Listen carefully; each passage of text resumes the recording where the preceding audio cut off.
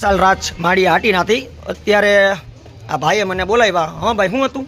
મારી દુકાનની સામે કબૂતર ઘાયલ કર્યું હતું. તમારી દુકાનની સામે જ ને? દુકાનની સામે. હા, ઘાયલ હતું. મને ખબર પડી કે ભાઈ વિશાલભાઈ આ બધું કરે છે સેવા, એટલે મેં તમારો કોન્ટેક્ટ કર્યો અને વિશાલભાઈ તાત્કાલિક હાજર થઈ ગયા.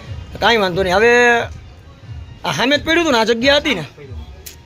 કાંઈ વાંધો નહીં, તમે મને ફોન કર્યો. સારું ભાઈ, જો આ સેવાનું કામ છે, તમે મને કીધું તો આ બિચારાનો જીવ બચે અને આપણી ફરજ છે બરોબર. અટાણે પશુ પક્ષીની સેવા થોડી ઘણી કરવી, એટલે ખરેખર તમને ધન્યવાદ કહેવાય કે તમે ખાલી મને ફોન કર્યો તો એ ઘણું થઈ ગયું એમ.